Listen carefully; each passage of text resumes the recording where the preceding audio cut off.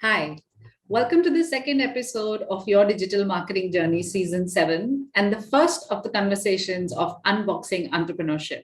As I mentioned in episode 1, these are conversations with other entrepreneurs about different facets of entrepreneurship. Because when you're an entrepreneur, you have to know everything. So each week, I bring you a guest who will talk about what they have specialized at and what skill they have learned during their entrepreneurship journey. Let's kick off episode 1 with Sonali, the founder of STEM Monsters.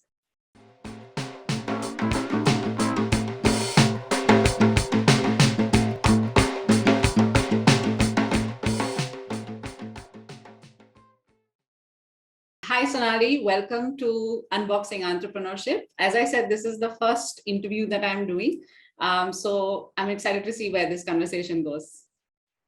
Wonderful. Thank you so much, Pallavi. I'm really honored and glad to be the first person doing this. Excited as well.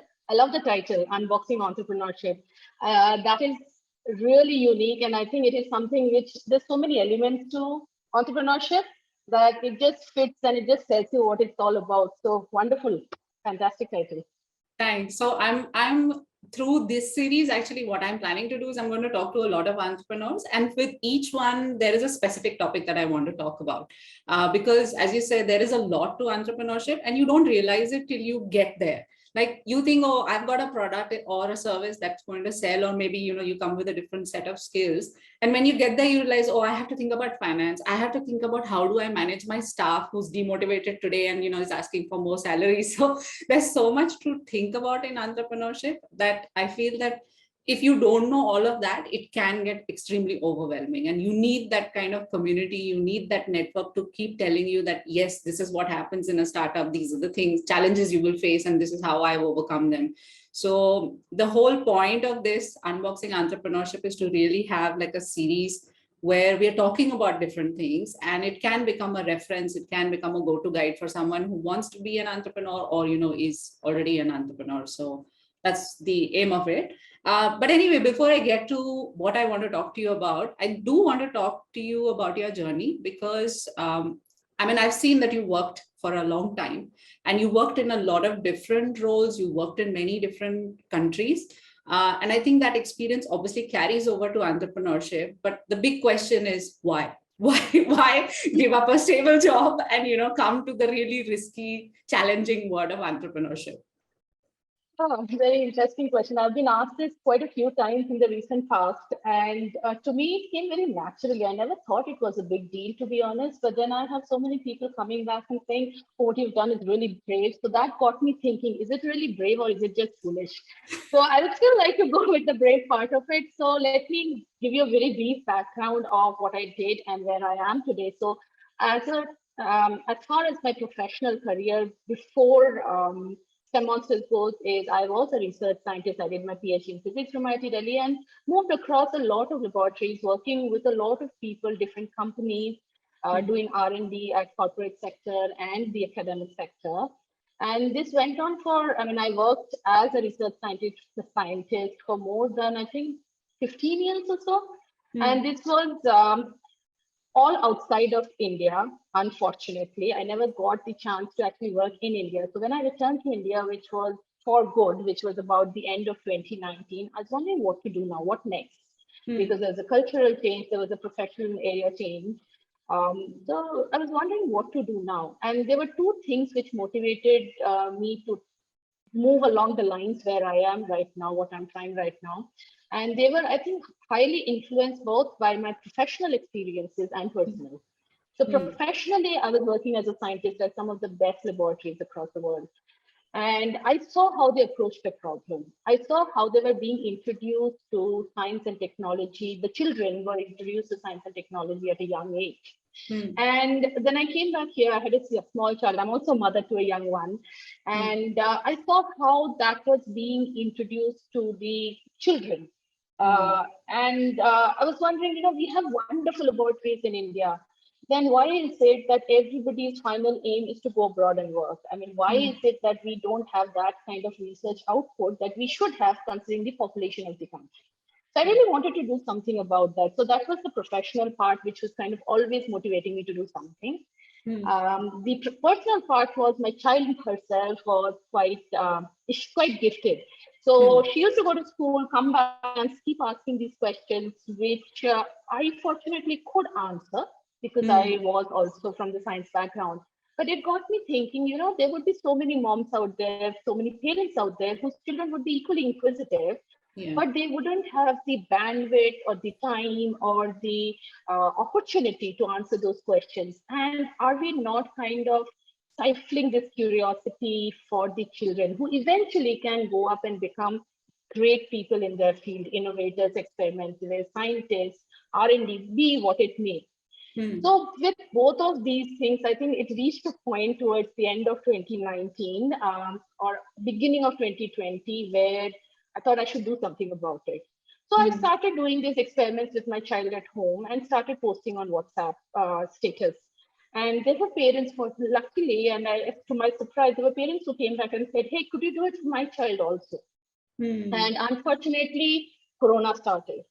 And we've all gone through that phase. But because I had stayed abroad for such a long time, most of my contacts were abroad, most of my friends were abroad, or all parts of India.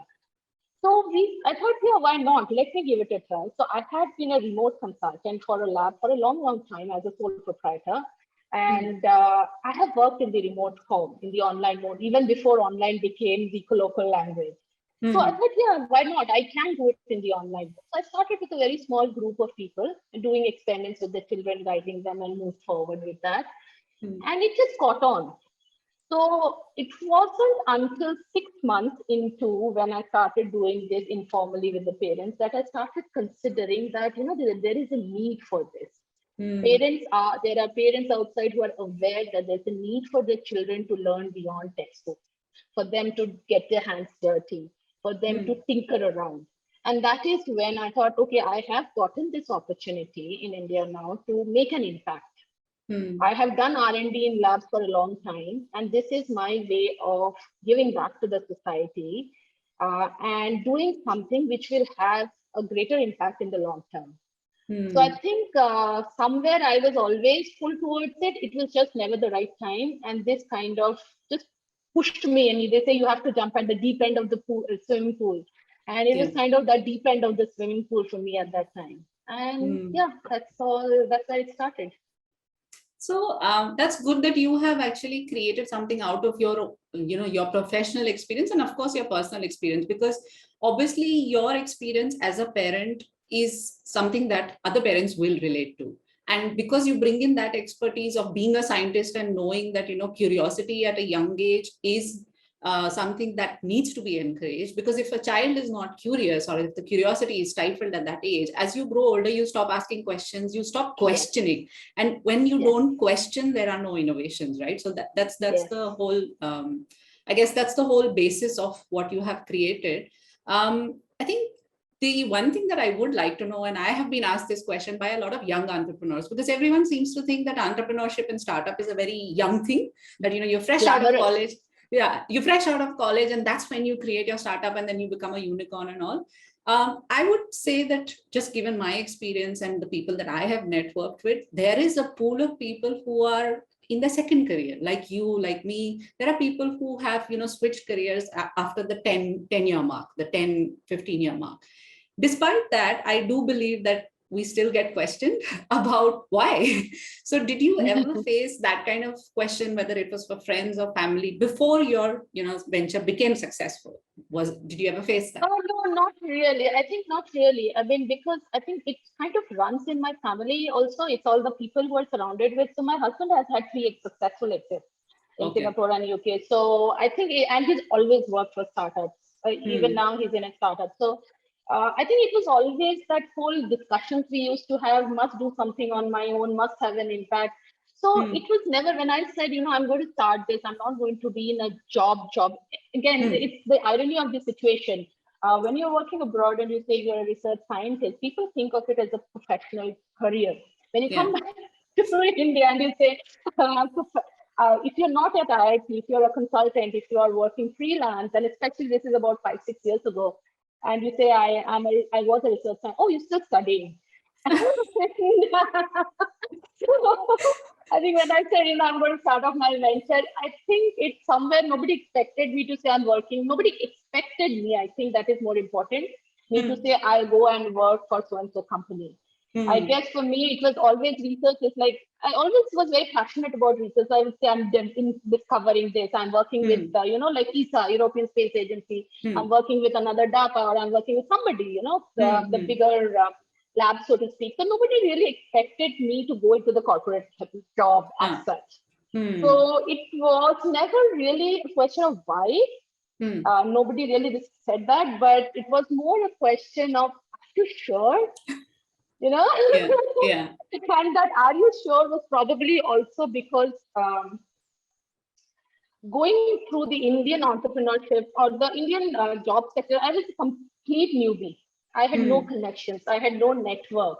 Everybody was abroad. And starting a new company in a new country, so to speak, was something that they were kind of, it was for my own good. I think my friends would say that, are you sure you would be able to survive this? Because you think differently, you behave differently, you think differently. So I think that was more of a concern than as compared to why are you starting a startup? I mean, that was always, my father had a business. So it was just it's who you're surrounded with, as you say. Yeah. That's good. And as long as you are comfortable with it, I mean, of course, as entrepreneurs, we are probably comfortable with it. It's just that, if you get a lot of resistance or a lot of questions, you do have that sense of doubt. And frankly speaking, as an entrepreneur, you have to stay motivated, right? So if you surround yourself with people who have that belief that, what you're doing is great and it's good for you, it's good for the rest of the world, then I think it just makes life a little bit more easier. I think when you call about doubt, it doesn't matter who you are surrounded with. That self-doubt is something, I think, which is the biggest enemy of any entrepreneur. Yeah. That doubt will come to you. It still comes to me. I mean, I still wonder, what the heck am I doing? There are days on that. I hope I'm sorry for the language, but I mean, there are days when it's still clean. Yeah.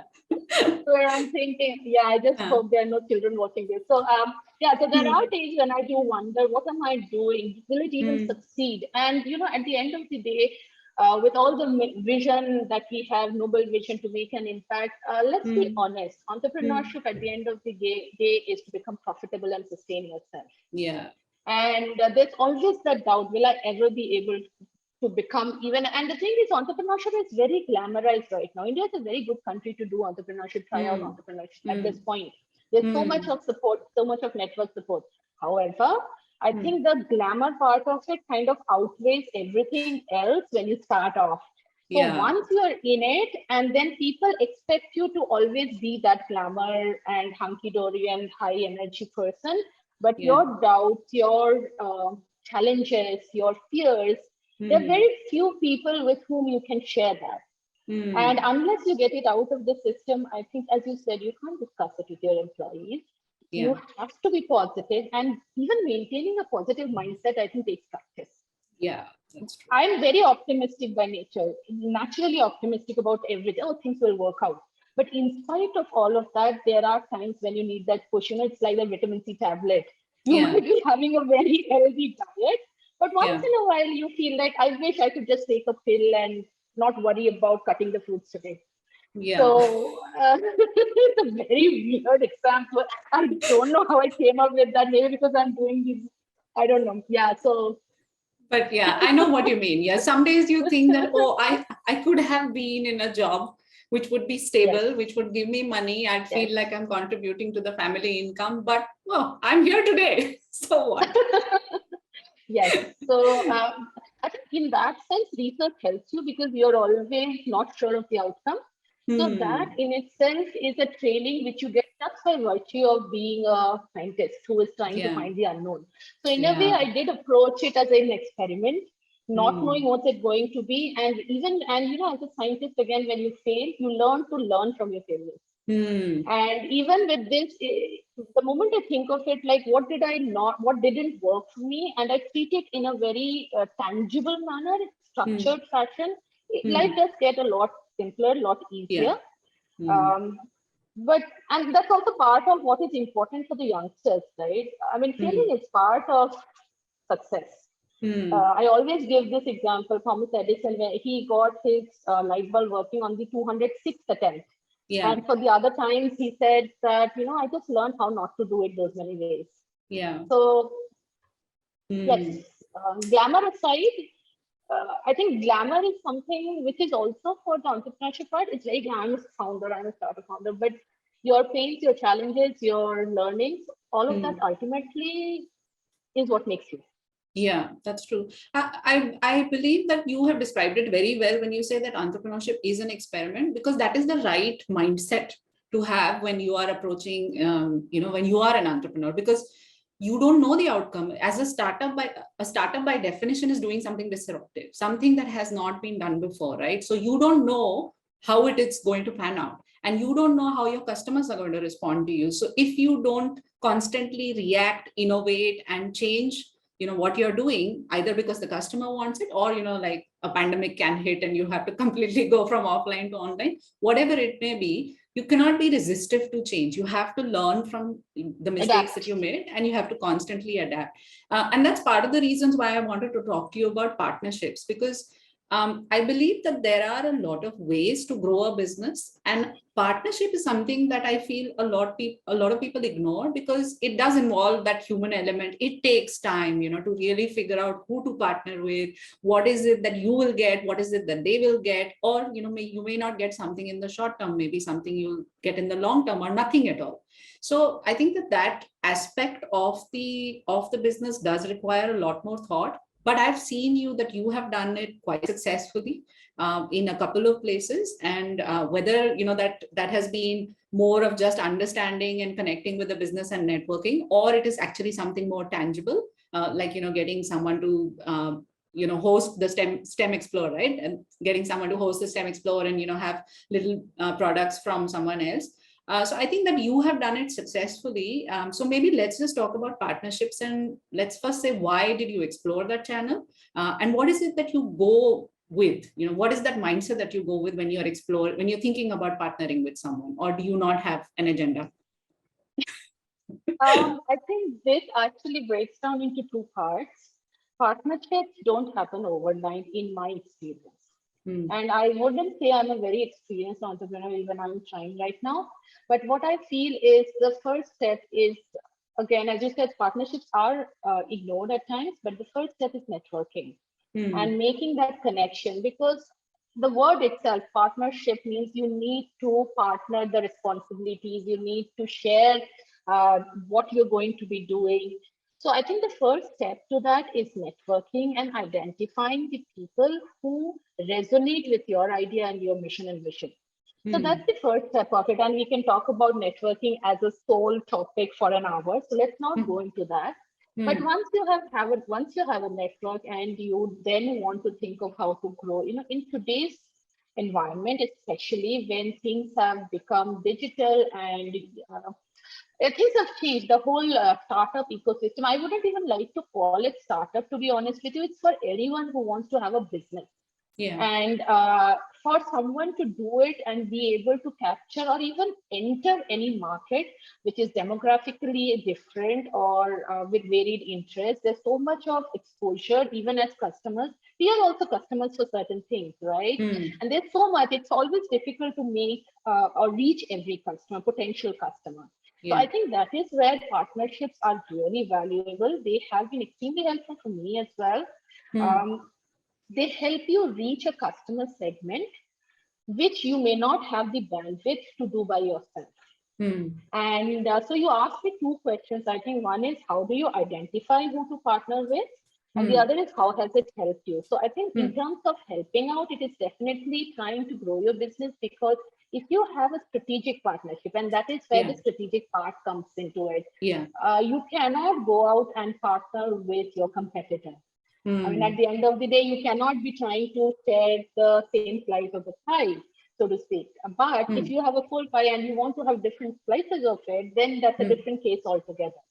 So Hmm. once you go for strategic partnership, for me, I think it is identifying people who share a certain aspect of my mission. That is Hmm. extremely important for me. Hmm. So every company, everyone who has a business, of course, profitability aside, we all have a mission and vision with which we start off our businesses. And for me, I think that is extremely important. The mission has to be shared with to a certain degree. Of course, it will never be completely 100% overlap, but there has to be some shared mission. That is one. And the other part is obviously when you're striking a partnership, even before you approach or the other person approaches you, I think it's important to understand what you have got to give to them. It's not about what I can get from you. Yeah. So until and unless you're able to understand what you can offer to the other person, it cannot be a partnership. Then again, it ends up being a business deal.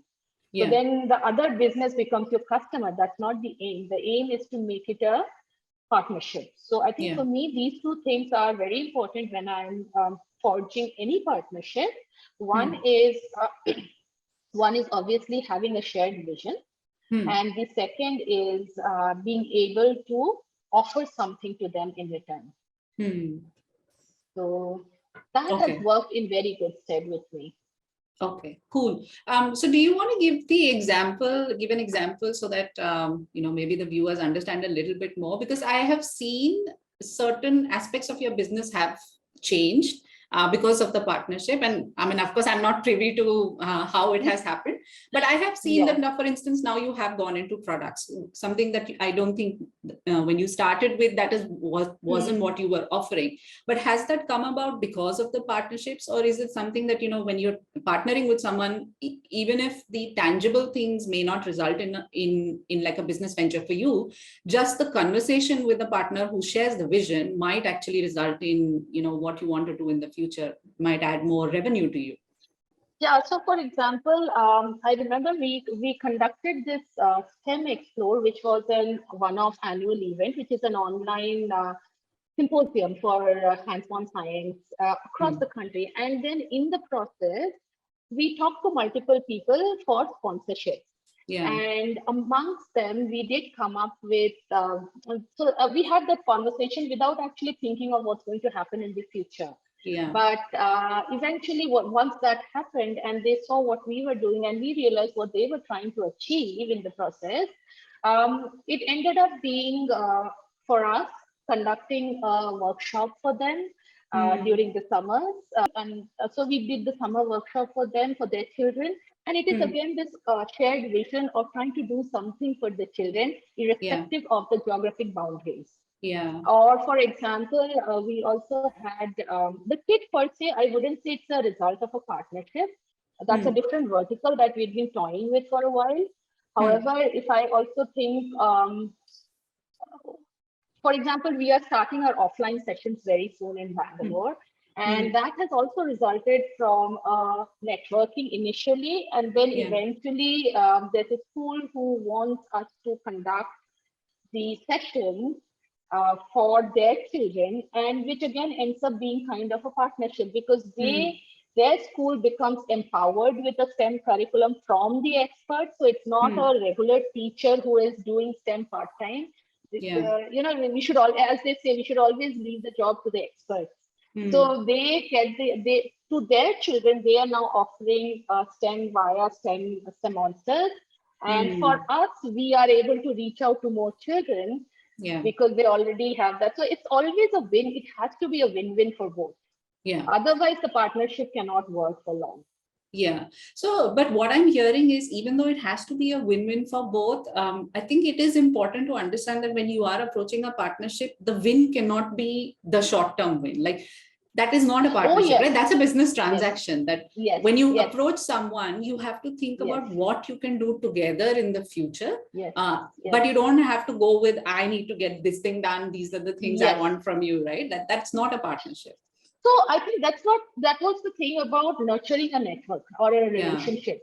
Whenever you have a checklist of I want this from the person, it's not networking. I always say this, even when I was talking to a few IIT grads the other day for what they should be doing when they think of entrepreneurship. And the same thing, you cannot go with a checklist of this is on my agenda. Yeah, you have to nurture a relationship, and partnership is always long term. It may not work initially. Both of you may be in a loss, or your partner might be making a profit while you are at a loss. But ultimately, that is also the reason why you have to nurture the relationship, because if you are going to think long term, the partnership itself has to survive that time. And that can only happen when there is a mutual trust or belief in each other. If you think, as you very rightly said, it's not a business transaction, it is a win-win situation for the future of the company, growth of the company on a long-term basis. Yeah. So if you go with agenda, am I making a profit at this point, or am I'm not getting students, or I'm not getting promotion, or blah blah blah. I think somewhere down the line, it again ends up being a transaction, and I really don't believe in transactions. I think a partnership. I mean, there's enough marketplace for everybody to grow right now. And the nitty-gritties, and if you think of what's in it for me only in the long term, in the next 3 days or 4 days, or 3 weeks or 4 weeks, even 3 months, I would say, then you're kind of completely losing the plot. Why not grow together, right? Really, let's grow together. There's enough space for everybody. You can't cater to everybody, so just take along who you can with you. Yeah, actually, that's the reason why partnerships are hard for some people, because it is primarily about building human relationships. You kind of get to know someone, but you're not expecting anything in return, and that can get hard for some people after a certain stage of life, or for someone like me, that was always hard. So, and I've also learned it the hard way, that there is a difference between partnership and a business transaction. I was extremely transactional, and that was the nature of my job as well. Whereas, what I have learned over these last 2 years is that there is a benefit in maintaining a relationship with someone. Just touching base a little for whatever reason, asking questions, helping each other out. And then if it results into something, that's great. If not, even through that relationship, you have probably gained a lot, which will help you in your business. Because as we say that, entrepreneurs are a community. If you're talking to other entrepreneurs, maybe an opportunity to partner will open up, maybe it won't, but even so, you've gained something out of that experience. Oh, yes, absolutely. You're always there's a thing which I very, very strongly believe in. And one is obviously live and let live, and the other is what comes around goes around. What goes around comes around. You do one good deed, and there will be a time when it's going to come back. It sounds philosophical, but with experience, you realize it's not just pure philosophical thought. It does work. And that positive vibe, the positive energy, the optimism, helping each other, it does help out. I mean, I have burnt my fingers a couple of times. I won't say that every conversation has resulted in a positive outcome.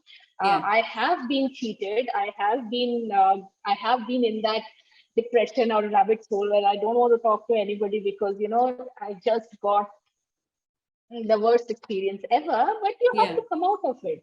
That's what makes you an entrepreneur. Keep going and go with a positive attitude. Go with the best intention in mind. Yeah, that's absolutely right.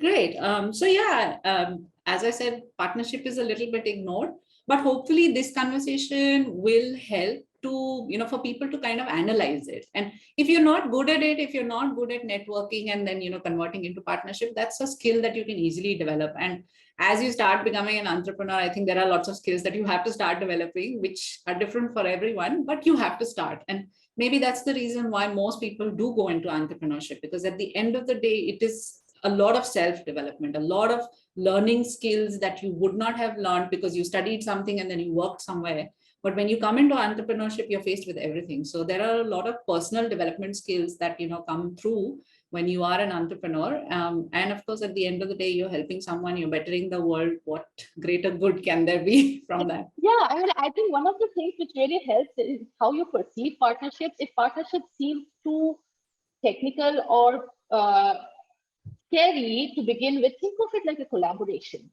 Think of it where you're working towards the same goal. If you can bring in that mindset that you're working towards ultimately the same goal, it becomes a lot easier to identify where you can help each other. And that brings out the whole partnership concept together. They're working with each other. How can I work collectively? How can I work collaboratively to ultimately help out the same customer? Yeah. So whether it is bunching of services, whether it is, putting together product and services together. You can't do everything. One can't do. Entrepreneurship cannot be, it is a difficult journey, but you can't walk the path alone. So if you think of it as a collaborative effort, partnerships do become much easier. Absolutely. Well, on that note, thank you, Sonali, so much for being my first guest on Unboxing Entrepreneurship. And I think the conversation with you was extremely insightful. I think apart from the partnership as well, I mean, the partnership was the main topic, but I believe that just learning from your journey and learning from everyone who's become an entrepreneur, everyone is a little bit different. And there are people who are going through that journey. So, every entrepreneur has something to teach the other entrepreneur, something that, Yes. they can take away. So I think what you've spoken about today has been extremely helpful. Thank you so much for coming. Thank you, Pallav. It was a delight and love the interaction. I really wish you the very best with your series. And I'm looking forward to the other entrepreneurs who come on the show. Thanks, Sonali.